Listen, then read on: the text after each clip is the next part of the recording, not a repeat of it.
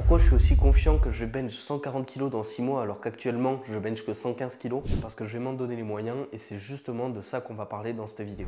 Déjà, on va pas se mentir, j'ai une très bonne base musculaire que j'ai construite pendant 3 ans avec des dips et des pompes lastées au niveau du street lifting. Autrement dit, la masse est là, il reste juste à transférer cette masse et cette force sur le bench. Concrètement, avec la masse que j'ai actuellement, je pourrais déjà bench 140 kg et ça, j'en suis convaincu. Donc me dire que je vais bench 140 kg dans 6 mois alors que je suis à peu près certain que je peux le bench actuellement d'un point de vue masse musculaire, c'est pas quelque chose qui me paraît inconcevable. Maintenant, la question c'est comment je vais m'y prendre. En continuant ce que je fais actuellement et en mettant en place des formats de progression sur lesquels je vais monter 2 fois par semaine. C'est-à-dire que si mon max sur un 3x5 c'est 100 kg, je ne vais pas commencer mon 3x5 au début du mois à 90 kg, attendre un mois pour arriver à 100 kg et attendre 2-3 semaines de plus pour arriver à 105 et éventuellement 107,5 sur le format. Non.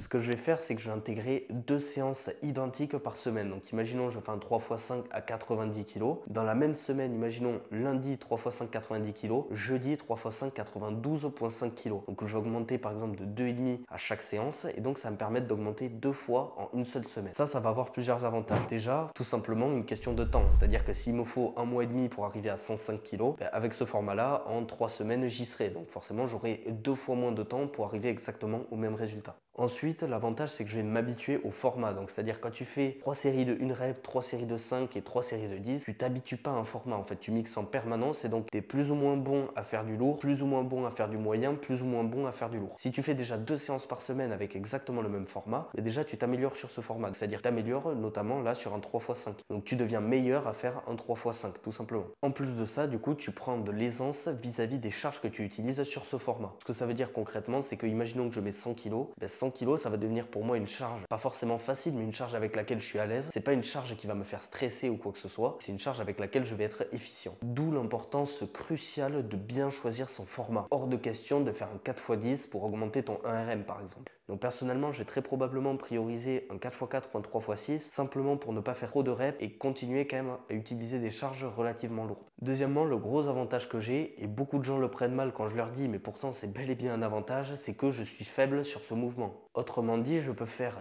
10 séries de 1 rep ultra lourde. Quoi qu'il arrive, ça ne va pas énormément affecter mon nerveux parce que la charge totale n'est pas extrêmement lourde. Une fois que tu arrives à 160-180 kg, là effectivement, il faut faire attention à ton nerveux parce que c'est lourd ou quoi que ce soit. Quand tu mets 115 kg, il n'y a aucun problème, ton nerveux va bien récupérer puisque la charge n'est pas lourde. Alors oui, relativement pour toi, oui c'est lourd, mais objectivement, la charge n'est pas lourde. Ça veut dire que je peux faire beaucoup plus de travail, avoir très peu de problèmes de récupération et donc forcément progresser plus vite et m'améliorer sur le mouvement. On revient sur le point initial, dans mon cas, je sais que c'est pas un problème de masse musculaire ou de génétique. Donc forcément, par élimination, il y a uniquement un problème d'expérience sur le mouvement. Troisièmement, on va parler de la technique. Je sais que j'ai un potentiel d'amélioration sur ma technique monstrueux. Que ce soit le leg drive à utiliser et perfectionner à chaque série, parce qu'il y a même des moments où je n'utilise même pas mon leg drive. Le fait de pousser droit, donc c'est-à-dire de ne pas avoir une épaule en dessous de l'autre ou quoi que ce soit. Sinker juste assez pour être confortable, mais pas trop non plus pour quand même avoir l'ordre et ne pas attendre 20 ans en bas du mouvement. Plein d'aspects comme ça qui sont extrêmement importants. C'est que j'ai une marge de progression monstrueuse d'un point de vue de ma technique. J'ai énormément de points à améliorer et je les ai identifiés. Donc maintenant, tout ce qui va me manquer, c'est uniquement de l'expérimentation et juste pratiquer. Donc c'est-à-dire pratiquer le mouvement, systématiquement penser à tous ces petits points faibles, à cette amélioration technique, etc. Et également derrière intégrer des mouvements qui vont me permettre de renforcer ces points techniques. Également d'un point de vue technique, j'ai maintenant pour objectif de systématiquement poser mes barres 1,5 secondes en bas du mouvement. Tout simplement pour être validé quand j'arrive en compétition et ne pas avoir de problème comme quoi je ne suis pas habitué à la pause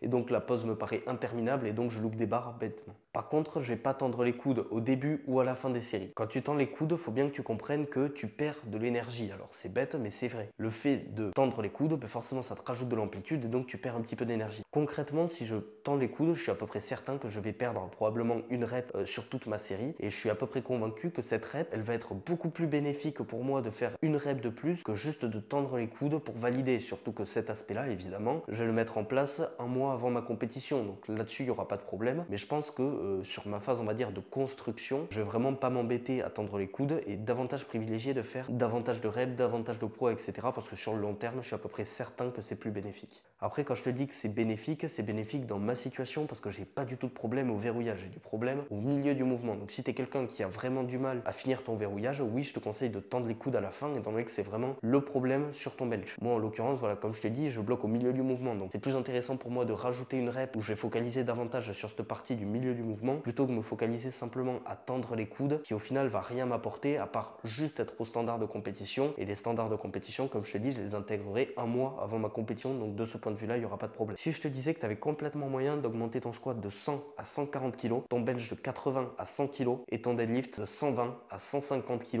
en seulement 3 mois. C'est justement ce qu'un de mes clients a réalisé grâce à mon programme SBD 12 semaines. Donc si tu es intéressé pour ce programme, je te laisse le lien dans la description. On passe au quatrième point avec le point qui aura le plus gros impact sur mon bench, la prise de masse. C'est pas un secret, c'est plus facile d'être fort au bench quand on est gros. Autrement dit, dès que j'aurai fait ma compétition au Silent Worker Meet, je vais directement remonter à 80 voire 82 kg de poids de corps. Ça va me permettre de claquer des PR sur tous mes mouvements, d'améliorer largement ma récupération et également par la même occasion d'améliorer mes leviers sur le bench. Puisque ce sera ma dernière compétition de l'année, ça va me permettre de rester en prise de masse de juillet jusqu'à décembre, après quoi je vais très probablement redescendre à 78-79 kg. De ce que j'ai vu à mon dernier SBD, la perte de poids elle n'a pas l'air de m'affecter énormément d'un point de vue performance. Donc de ce point de vue là, je pense que ça va être extrêmement rentable. Si tu es dans la même situation que moi, n'hésite pas à me dire en commentaire comment tu comptes t'y prendre pour augmenter ton bench. On arrive au dernier point, devenir plus fort sur les mouvements accessoires. Cette année, je veux pas juste être meilleur au bench, je veux m'assurer d'avoir aucun point faible. Autrement dit, j'aimerais bien finir l'année avec 6 reps à 65-70 kg au développé militaire et être extrêmement bon également sur les extensions triceps. M'assurer d'être bon sur ces deux mouvements, ça m'assurerait que j'ai littéralement aucun point faible d'un point de vue épaule, triceps ou quoi que ce soit et que la seule chose qui va me permettre plus tard de monter mon bench, ce sera uniquement et exclusivement la technique. Encore une fois, le choix des mouvements ici, il est extrêmement important parce que tu te doutes bien que tu peux augmenter autant que tu veux tes élévations latérales, ton bench il va pas bouger. Si tu as aimé cette vidéo, n'hésite pas à me le faire savoir en lâchant ton meilleur like et sur ce, je te retrouve dans cette vidéo où je t'explique comment faire si tu t'entraînes dur mais tu progresses pas.